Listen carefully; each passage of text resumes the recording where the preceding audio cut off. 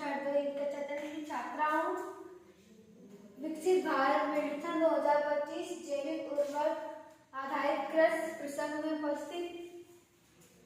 जैविक उर्वरक जैविक या प्राकृतिक उर्वरक प्राकृतिक सूत्रों से प्राप्त होते हैं और उनमें पौधों के लिए कम से कम एक आवश्यक पोषक तत्व अवश्य होता है। पौधों के लिए पूरी तरह से प्राकृतिक चारे के कुछ उदाहरण हैं: कंपोस्ट, गोबर की खाद और पत्थर के चूर्ण। पौधों द्वारा जैविक उर्वरक में मौजूद पोषक तत्वों को आत्मसात कराने के लिए मिट्टी के सूक्ष्म जीवों को पहले पोषक तत्वों के रूप से जैव उपलब्ध रूप में बदलना पड़ता है।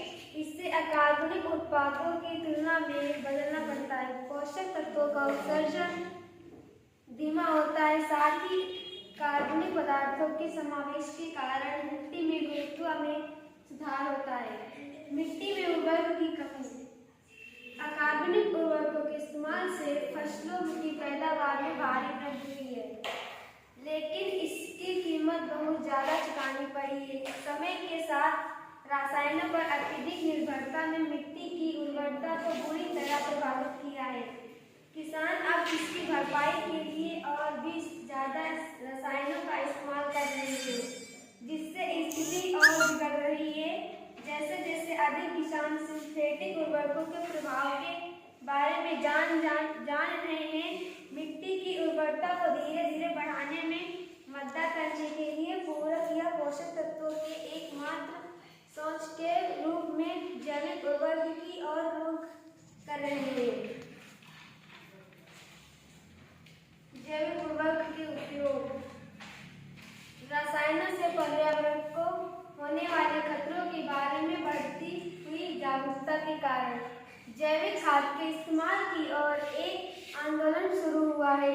जैविक खाद के सबसे प्रमुख लाभ ये हैं: मिट्टी की गुणवत्ता में वृद्धि, स्वस्थ मृदा पारिस्थितिकी तंत्र, पोषक तत्वों को धीरे धीरे और नियंत्रण आपूर्ति, अधिक उर्वरक डालने का जोखिम कम हो जाता है, स्थिरता को प्राथमिकता देना, अवशिष्ट उर्वरकों को विघटित करने की कोई आवश्यकता नहीं है।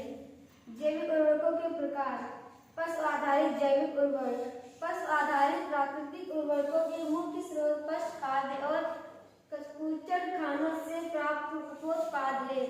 पौधों से प्राप्त उत्पादों की तुलना में ये उर्वरक मिट्टी को अधिक नाइट्रोजन प्रदान करते हैं, इसलिए मक्का और पत्तेदार सब्जियों के लिए सबसे उपयुक्त है। अपने संतुलित